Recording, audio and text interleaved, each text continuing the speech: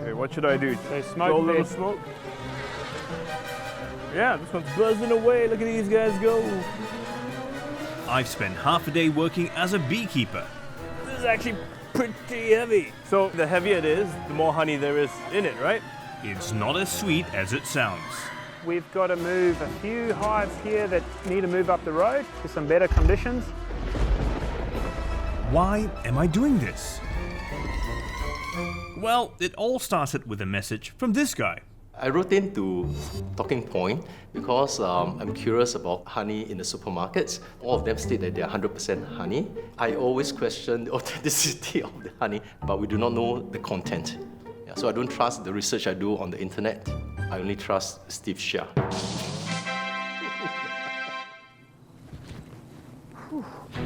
Well, Isaac, I'm here to help you get to the bottom of this. In this episode of Talking Point, We're putting honey to the test. believe me, it's way more complicated than you think.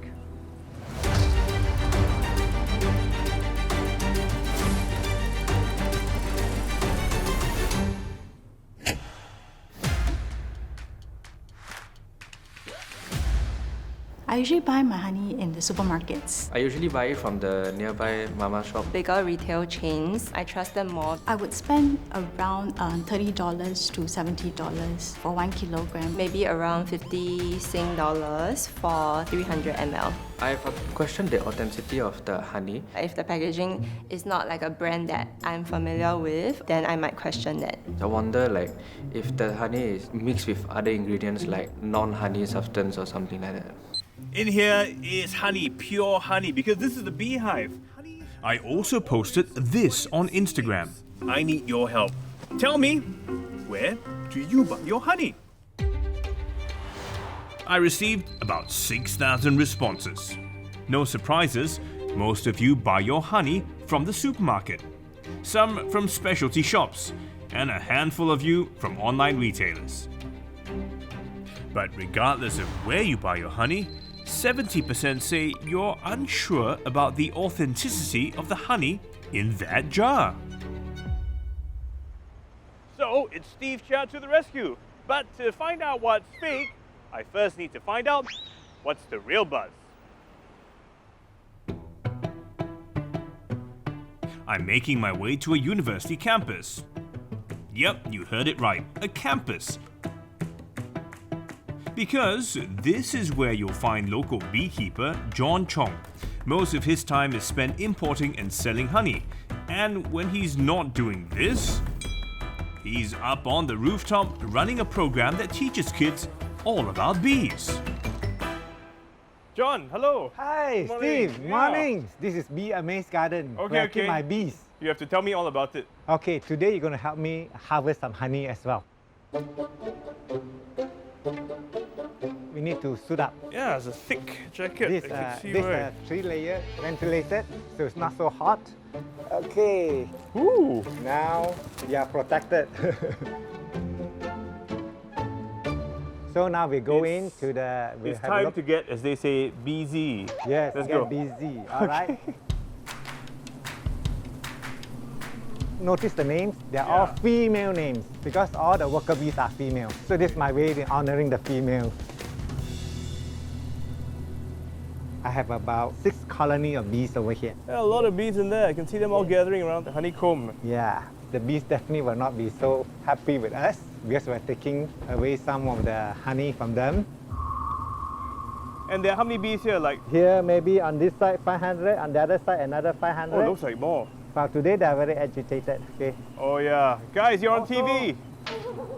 So I need to ask you, because many of us don't know, actually how is honey made? There are some foraging bees. Their duty is just to go out to the flowers to collect nectar. Once they collect nectar, they put in a honey stomach and they return, and then they will regurgitate it to the next bees. After several times of regurgitating, the enzyme in the nectar will transform this nectar into honey. Actually, it sounds pretty gross. The bees go out, they get nectar and pollen from the flowers, they come back, they kind of like spit it out. Yes. Some other guy eats it up. Yeah. And how many times does it go through this Okay, process? it's several times, and that's why sometimes honey is known as bee vomit as well. Oh, yeah. They actually vomit it out. So that's how honey is made. Bees fly from flower to flower, collecting a sweet liquid called nectar. When they get back to their hive, they pass the nectar to other bees. Each of them will add enzymes that help turn it into honey. It's this process that gives honey its antibacterial and natural medicinal benefits. So we wanted to be able to harvest. Okay, How does that happen? let me see, okay, whether we have enough to harvest. This is a new honeycomb Oh, they're this one, building. yeah, you can see is not as full. This will be like how much? Maybe just about 50 ml. Wow, all that for so little. Okay, but you need to get rid of the bees, right? We need so to get rid of the shall I bees. hold it? Yeah. Okay, but then they'll be very angry with us. You just problem. hold this thing. I will use a brush to slowly quite brush it likable. off. I gotta do it gently. They are agitated. They are buzzing. Normally, they will not bother with us. But because now we are taking the honey, of course, they are very angry with us. Leave my honey alone! Yeah. So we just gently brush them off. Look at this glove. I can feel the buzz. I can feel the vibration of my glove. Once the nectar is ready, the bees store it in hexagonal honeycomb cells like these. Okay, John. So what do we do now? How do we harvest So the what honey? we do is, we're going to cut this out Uh-huh. and put in this tiny little extractor. Since we only have tiny little bit of Okay, honey, extractor to what are we gonna do? Like we're going to squeeze it out.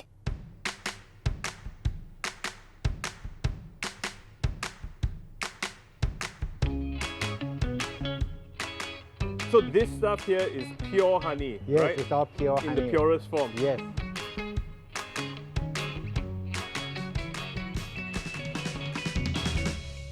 This is raw. This is as is. Nothing adulterated. Everything fresh, Yes. right from upstairs, from farm to table, literally. Yes.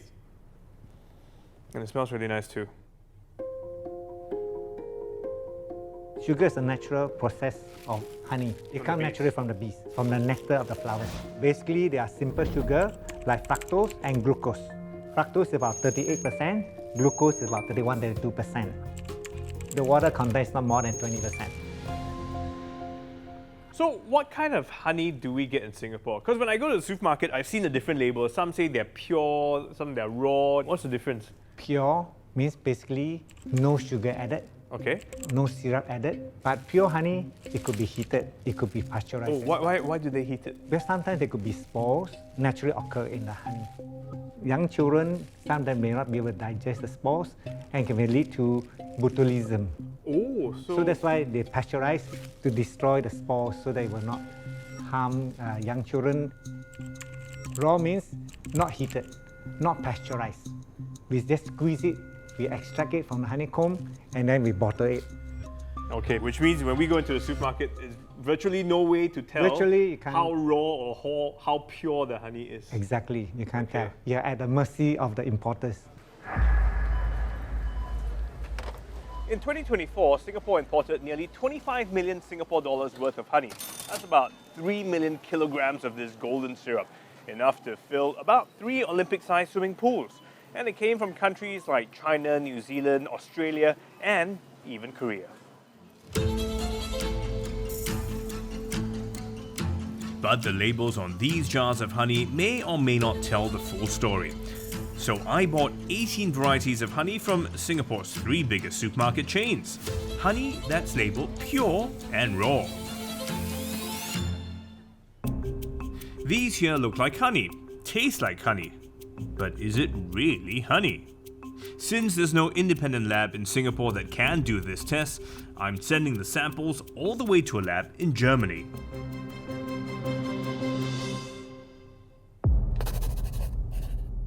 The lab conducted what's called isotope testing to analyze sugar levels found in our honey samples and compare them against international standards for pure honey.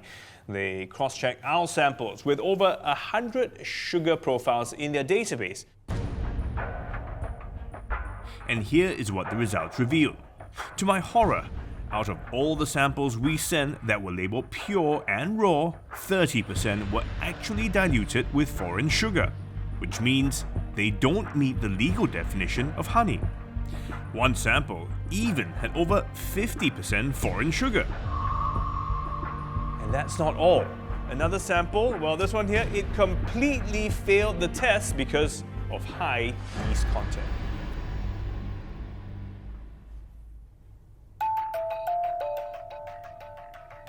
So what exactly qualifies as being adulterated? Now, the bottles of honey I bought range from between 3 and 27 Singapore dollars. What I have here is a graph showing the price of the 18 samples of honey and the corresponding amount of what's known as C4. Now, C4 is essentially a classification by the lab which indicates the presence of foreign sugars, and these sugars usually come from corn syrup or sugarcane. C4 sugar content above 7% is considered a significant indicator of adulteration. So, we have 18 samples. I'm going to show you how the level of adulteration fares against the price of honey. This last sample, well, it has a high level of yeast content. In fact, these levels were so high, the lab couldn't even measure the C4 sugar. The presence of yeast alone means this one failed international guidelines for pure and raw honey. It's relatively cheap at $3 per 500 grams. 4 other samples were clearly adulterated with high levels of C4. And if you look against the price, well, these two are relatively cheap at just about 3 Singapore dollars per bottle. But this one costs 27 Singapore dollars and it's got one of the highest levels of foreign sugars. And some of the cleanest honey costs just about $6 per bottle. So price is really no indicator of whether or not the honey you bought is pure or raw. Why is all this adulteration of honey happening? To uncover the truth, I'm heading straight to the heart of honey production. And my journey begins right here in Australia.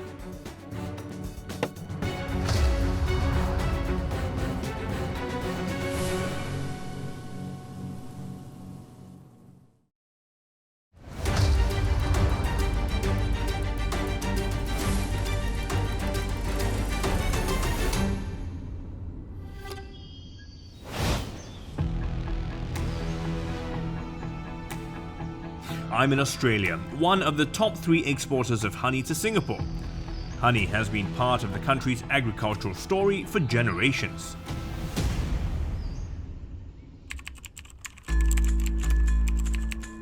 But for decades now, Australia's honey production has fluctuated significantly.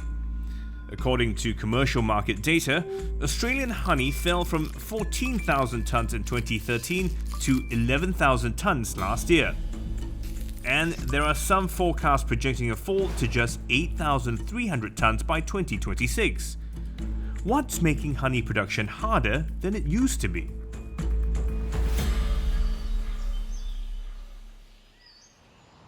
Hey Steve, Hi. morning. Morning, where are we off to today? I have a surprise for you. Really? What have you got up your sleeve? Hey Carl. Hey Sally. Hi, nice to meet you. This is Meet you. Hi there. Hey Steve. Yeah? I'm being introduced to Carl Hampson, a man who stakes his name on selling 100% Australian honey. I think I know what I'm in for, again. There you go. My bee suit. Here's So your suit. this is a honey trap. Absolutely. You're going to need these. Oh no, now I'm getting worried. I mean, You should be. is this going to be a painful experience? Maybe. We'll see. Maybe. Let's do it. Okay.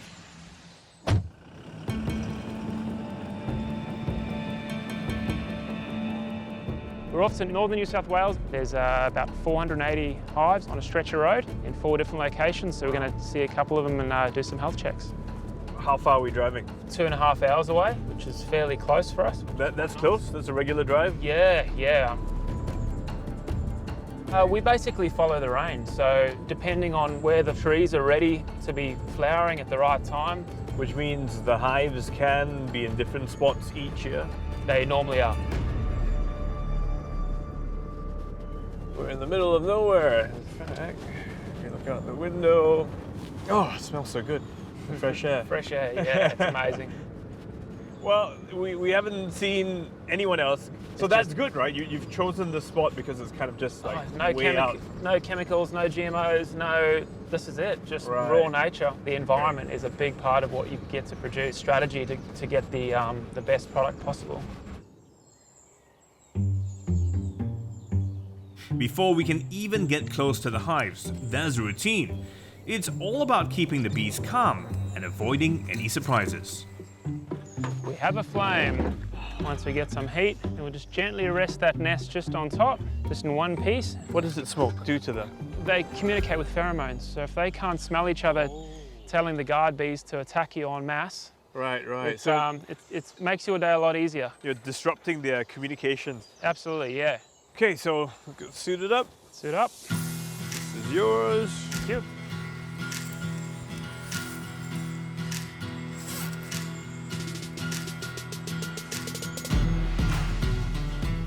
It's a good thing we've got this gear on. I feel totally safe.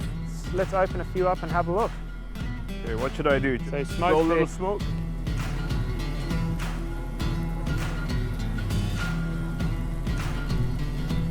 So we'll take this one off. That's it, get some smoke in it. Yep. This is our little baby that we're growing up. Carl has 240 colonies of bees in this farm.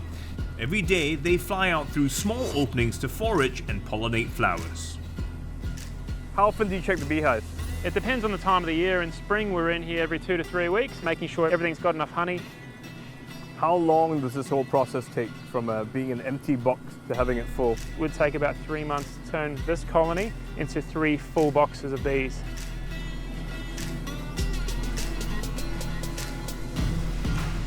We rely on so many variables, crazy weather conditions, droughts. At the moment we've had too much rain and the cost of producing a really good product is quite high.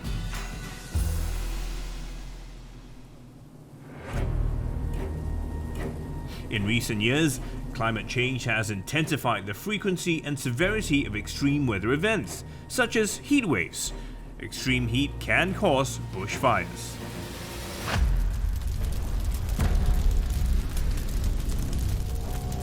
The infamous 2019 bushfires devastated millions of hectares of land, including vast areas of key bee forage.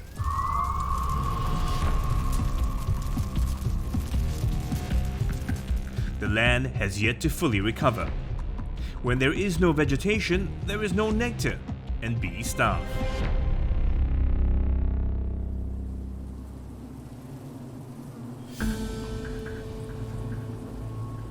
This adds to the economic pressures crushing many commercial beekeepers in Australia, and a lot of them are giving up. Carl isn't, but his cost is mounting. There's certain times of the year where you have to manipulate hives, or in drought, if you're going to lose all these hives and they're going to starve to death, you have to feed with very, very small amount of sugar syrup. And what it does is the young bees will take that and they'll use it for food in the bottom box. See, this black board divides the colony at the bottom from the colony at the top. It separates the bottom hive from the top hive, and then these guys go on top.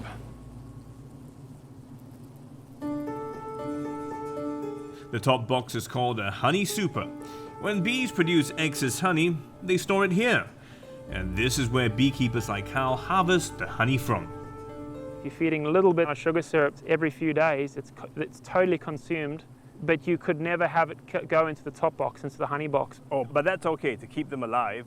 Just to keep them alive. Okay. So some beekeepers overseas, their whole purpose of feeding the bees is to create more honey in that top box for sale, and they have a way of doing it where they're mixing up a really thick syrup. So the bees are kind of pulling up this fake honey and seeing it as nectar from the bush. It's almost like you're force feeding the bees so that they can make more honey. Exactly. Yeah. It's just not the right thing to do, because if you found with that syrup in your honey, it's adulterated. But if you're feeding little bits of a really thin syrup, it will never get upstairs into the honey box. Some beekeepers, desperate to boost their yield, overfeed bees with sugar syrup instead of letting them forage. It's cheaper, easier, and pumps up honey production, especially when flowers are scarce. It's buzzing away, look at these guys go.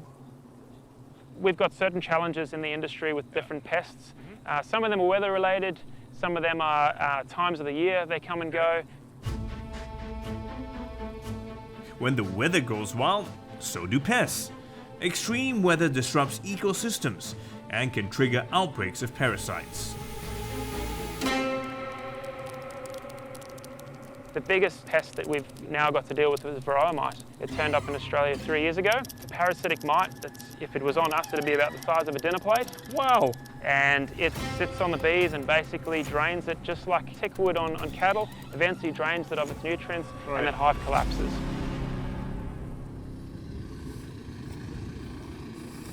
So, are we done here?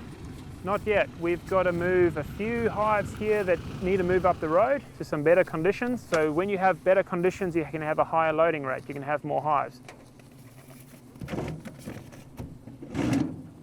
So if you want to get those two, I'll get these two, and we throw them on and get them moving. These 4 little guys here, they need to go. So we'll strap them up, and just before dark, we'll put them on the vehicle and drive them off to some better conditions. Better conditions meaning there are more flowers, more trees. Exactly right. Right, get these girls to a new home, get them on some good food. Yeah?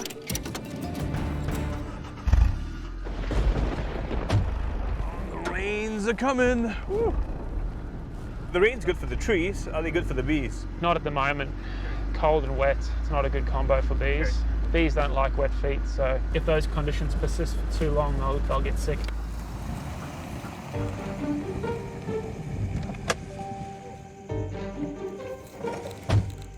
Hive migration is becoming the only way to keep up honey yields, with beekeepers often traveling for hours, even days. With production costs going up, turning a profit is getting tougher. Why are we moving them only when it's dark? Just before dark, they'll head back to home, just like us, and they'll all stay in the colony together at night. So what we'll do is we'll wait for them all to go back inside, drive them to better conditions, and when they wake up tomorrow morning, first thing they see is trees with flowers and life goes on.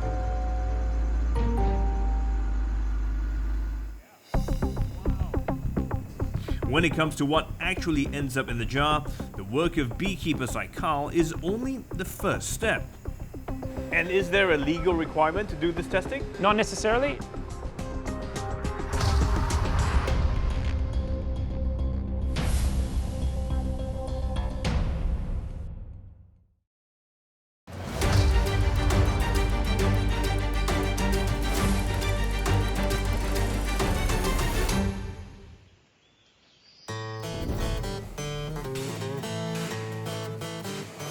This is Carl's honey packing factory. Here, they process and pack tens of thousands of jars for export to Asia and for local markets in Australia. Oh, wow, that smell hits you. Yeah. Wow. So here we have some of the honey off hives, and we go through a process starting here, and this machine takes off those little caps that we saw yesterday on those frames. Do you want to have a try? Let's go for it. You can lift this one up and we'll try and get it onto that platform there. What do I do? This one there, press that button there. That's it. Oh, okay. Up and lift it right up with the button. That's I it. And then it swings across. Bit across. And drop it down just there. And then the next process, split across into position, and those buttons go up. And it separates the box from the frames.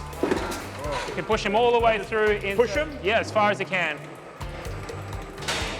And the machine does the trick from there. It goes down into the vibrating knives, and you can see it all coming off there. Oh, yeah. And then from there, we have the ability to be able to spin the honey out further down the line. The honey goes out the other side and doesn't have any heat applied to it. So everything gets all the way to this point is bottle grade honey. That's the end of the process. Do you want to have a taste? Yeah, for sure. All right. Oh, look at that golden goodness.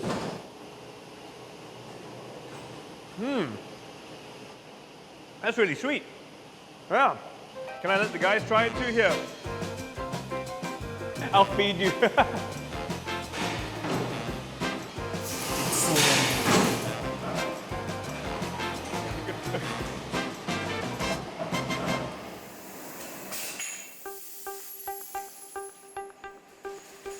Even though we control the process from start to finish, we still test off on every single batch. Okay, why?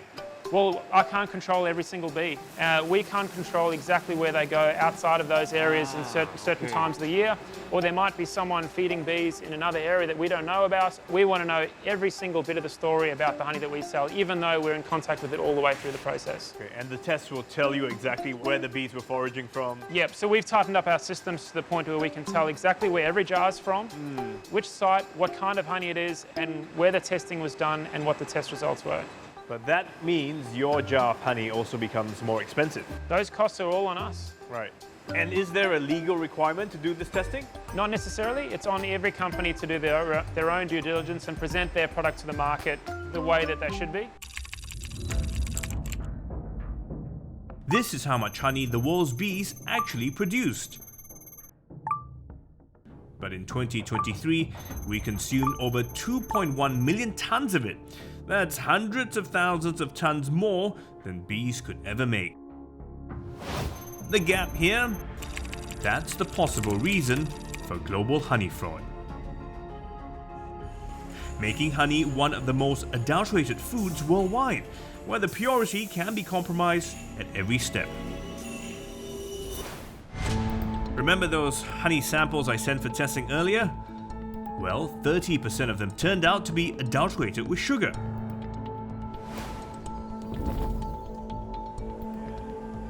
Georgia Moore's research dives into honey DNA and authenticity.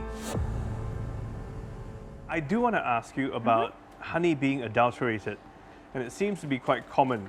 Adulteration is a global problem. Right. It is quite prevalent overseas, particularly from a lot of Asian markets. There's the addition of artificial sweeteners or rice syrups and sugar syrup solutions that you don't want in a natural honey product. How do they actually do it? I have here some sugar syrups and just a honey. Let's pretend this is a 100-kilo drum. Right. But they want to make more honey. They want to sell it for more. Okay. So they could make 1 part honey and 1 part sugar syrup. Oh. And look at that. Can be definitely very difficult for the ordinary consumer to tell. You can't really tell the difference with the smell. It's a little bit sweeter, but it's very difficult for the ordinary That's right. person It still to smells identify. like honey. Yeah. Wow, so from that little bit of honey, they could probably make a whole bigger jar of honey and still sell it as honey. Yeah, so that's just a very simple explanation of That's how right. they can adulterate. There's also a lot more trickier ways. Okay. So in the past, they used to use rice syrup to Yeah. adulterate their honeys and make it go further.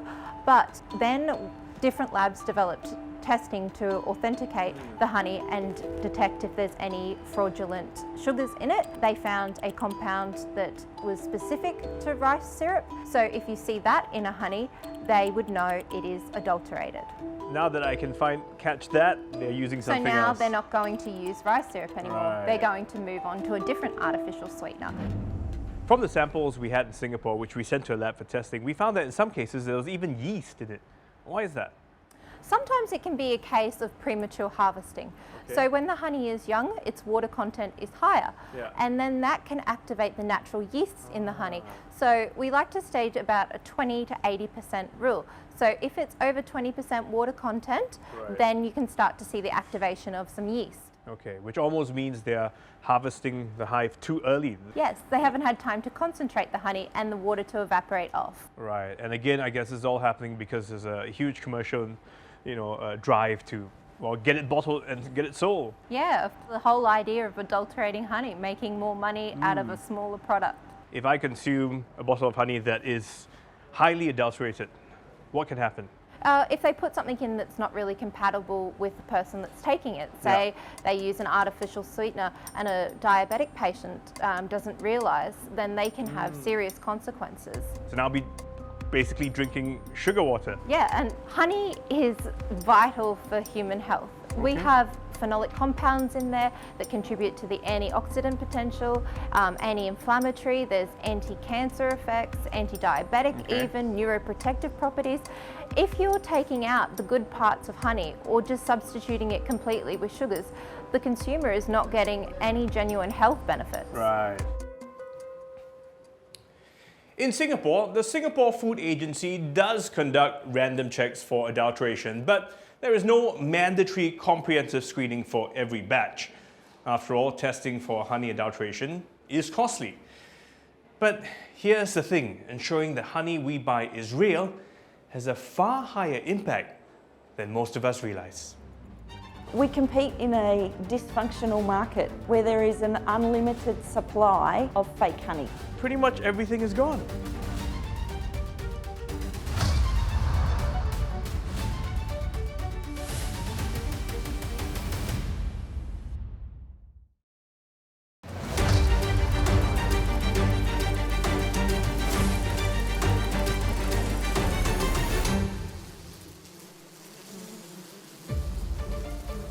I've discovered that in many parts of the world, honey production is under growing pressure due largely to climate change and disease. But there is one silver lining. While global honey production faces growing threats, the number of managed honeybees has remained relatively stable due to better human care, and this matters far beyond honey.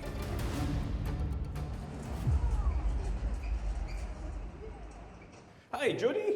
Oh, hey, Steven, nice to meet you. Nice to meet you. Welcome to Bee School. Thank you. Most people think it's just bees and honey, but it's That's right. much more, and we've got a little activity for you to do. I have chosen 2 recipes What's this here? from your Singapore supermarket websites. Hokkien mee sua and beef kebab. Oh, Exactly. So what we're going to do is we're going to get you to grab a basket, all right. and I want you to put the things in the basket that you think have got anything to do with bees. Well, obviously the honey. Yeah, the stuff that grows. Maybe it's these and these. The peppers. I think that's it. Well, actually, bees pollinate a third of the food that we eat, and most of the fruits and vegetables. You got these all right. So carrots are pollinated by bees because they pollinate the seed. Now that you've explained it that way, it means pretty much everything. Cabbage.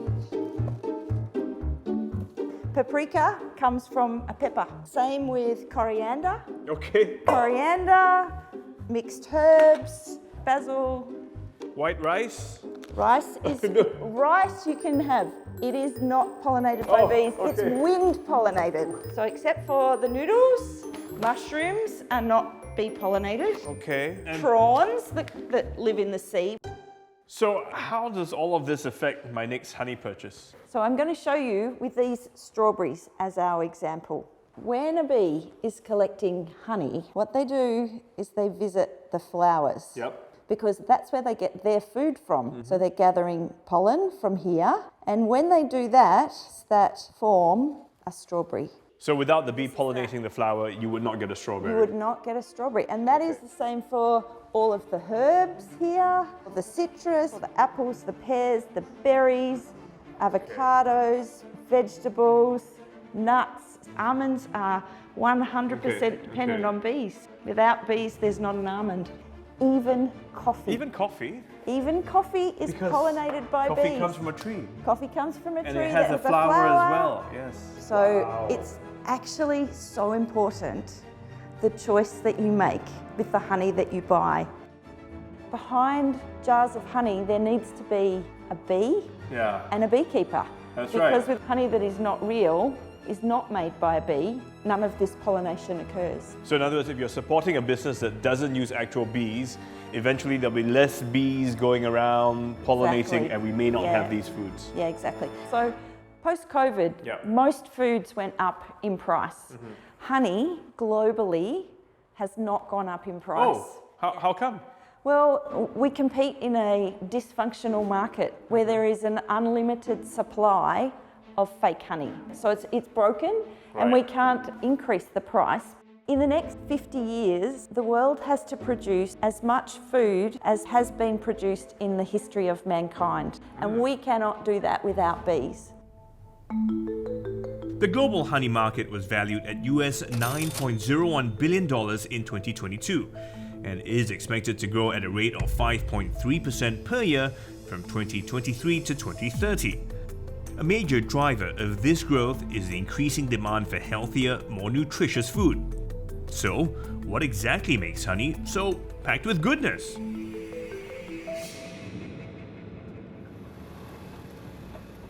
I'm back in Singapore, and my next stop, meeting this guy. Xavier Tan is so dedicated to the health benefits of honey, he swears by it, taking it twice a day for an energy boost and to help detox his body. I'm told that honey has a whole bunch of health benefits, but actually, what are they? Why is this good for us? Each honey have different health properties because of the type of flower that the bee are foraging from. So generally, honey is good because the honey actually contains flavonoid as well as phenolic acid. What is all that good for? When you take in regularly, it actually helps us to build up our immunity system, so really? we don't fall sick so easily. Oh, so if I take honey every day, for instance, it's like taking vitamins? In a way, yes, because it contains a lot of vitamin B complex as well. Let's start with Manuka honey. This is a popular favorite. People feel that it has a lot of health benefits and it's more expensive too at the supermarket. Right. So why is this honey so good? So this honey actually produced by two countries, New Zealand and Australia. Okay. So in New Zealand, they will call it unique Manuka factor, UMF. In Australia, they call it MGO, metaglycol. It's basically an indicator of how much of this specific content that is produced by Manuka is available in the jar of honey. So is that thing you mentioned, that methylglyoxal, that is the main ingredient in the honey, is that right? Yes, that gives the benefit of the honey. And then you have high antiseptic properties. Some they use it for medications like, healing wounds, or like kind of they apply on it to let the wound to heal. So both UMF and MGO mean the same thing, to tell you the concentration of Manuka in the honey. That's correct. So when it comes to methylglyoxal, is it a higher number the better? The UMF and the MGO? It depends on what you use it for. Yeah. Yeah, so if you're just normally drinking it, using it normally, then you just take a low level one. But if let's say you are really sick, you need a higher dose, then maybe you go for higher end. Okay, the next honey. This one is tualang honey. What do you know of this one? This one, the antioxidant is even higher than Manuka. Oh! Antioxidants are able to prevent us from the cell damage from our bodies. This is actually produced by another bee called Apidosata. And Manuka is for the most popular kind of bee, is Western honeybee called Apis mellifera. So the enzymes are different. Okay, let's talk about alfalfa honey. Okay, this alfalfa, water content is lower, so it's able to stay for a longer time and remain the high antioxidants. It actually helps for digestion. Dark honey. Some people feel it's better because the darker it is, the more health properties it has. Not really. It's just because the type of bee and the flower that the bee are foraging from, the honey will change its color based on that. Okay, so honey can be beneficial for us, but only if it's the real deal. The question is, how do we know? Because sending it to a lab for testing is really expensive and we don't even have any independent labs here in Singapore. So is there a simpler way to tell real honey apart from adulterated honey? If you spend any time online, chances are you've seen videos like these. Simple home tests claiming to spot fake honey. Is your honey fake or real? Authentic honey should hold its shape and sink to the bottom like this. Matchstick burns when dipped in honey. Add some honey to the plate and then add some water over that. Twirl it around, and if it starts to form like a honeycomb shape, then it's real. How cool is that?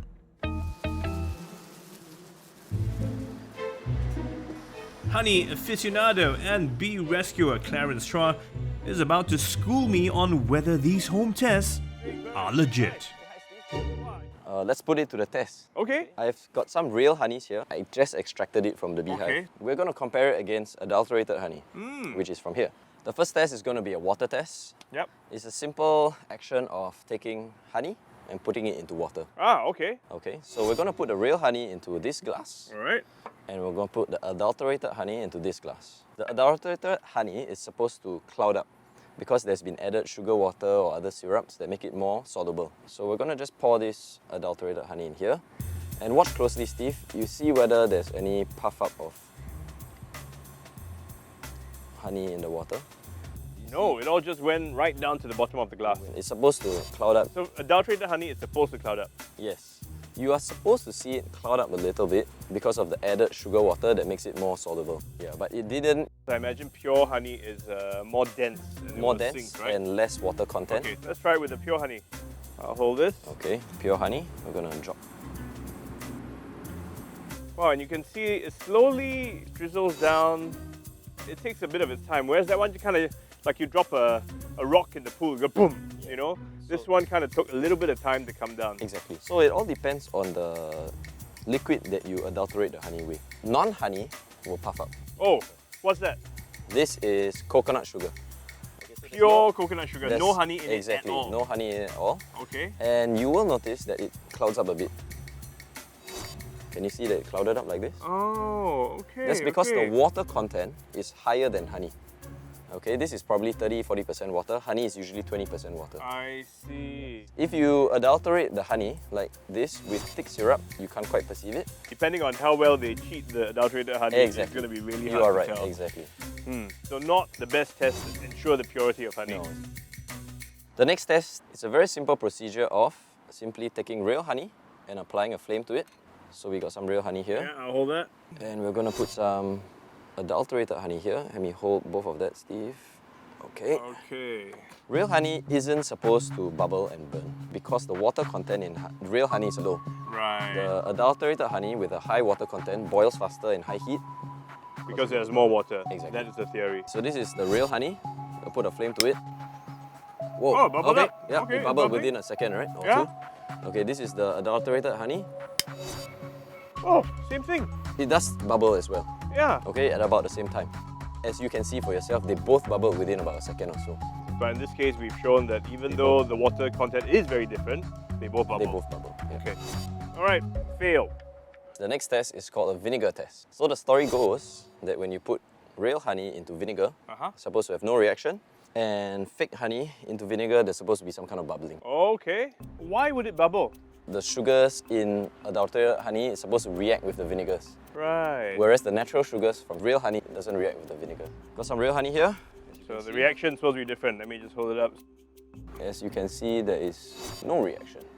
That's why my face has no reaction too, because I'm like looking for like Nothing's happening. Nothing's happening. So let's do the same thing here. Right. We're going to put the adulterated honey. You can see it's dissolved very quickly, but there's no bubbling. Okay, so in that sense, the vinegar test also a fail. Debunk, doesn't work. So those are all the tests, right? Actually, I have one last test. One more? One Oh, last. what's that? Let me show you, Steve. I was going to go over there and take something. Okay. I have no idea what this is. Oh, those are, wait a minute, those are ants, right? Those are ants. I've often heard people say that, hey, I have real honey. Last time I dropped it on the floor and the ants didn't come. I have tested that theory by putting real honey and adulterated honey. Oh, so this is the real stuff. This is real honey. This is Adulterated. And ants are all over both of them. Both, of course. All going crazy for it, yeah. Okay, so the theory being that adulterated honey would, what, be sweeter or? The natural sugars in real honey doesn't appeal to ants so much as the generic sugars in I adulterated see. honey. But as you can see, ants just want anything that's sweet. Yeah, the ant test Has been debunked. has been debunked. So there's really no way for me to do it at home. As you can see, they're inconclusive and you won't get an authentic result except from bringing it to the lab. Okay, let's talk about some of the myths surrounding honey. One of them has to do with the fact that honey supposedly never expires. Is that true? So pure honey doesn't really expire because pure honey, if it's low water content, is very stable. So a lot of it depends on how you store the honey. So if it's a dry honey and it's kept in good storage conditions, dark and cool, where there's no sun and no direct heat, it Okay. can last for decades. When you say store in a cool, dry place, I mean, does the fridge count? The fridge definitely helps. It's definitely going to last longer than if you keep it in the sun. But I would say it's not necessary to keep it in the fridge. Okay, there is one more myth, and it has to do with a metal spoon. So The theory is that honey is acidic, okay? Yeah. 4 to 5 pH. Okay. Okay, if you leave a metal spoon in all the time, Yeah. the acidity dissolves the metal. That technically is correct. Acidity will dissolve metal, but no one's gonna leave a spoon in honey 24/7, you see. Right, right. Yeah, no one stores honey that way. There's certainly no problem to use a spoon and eat it. Sure, sure. The few seconds of exposure to the slight acidity is no problem at all. Okay.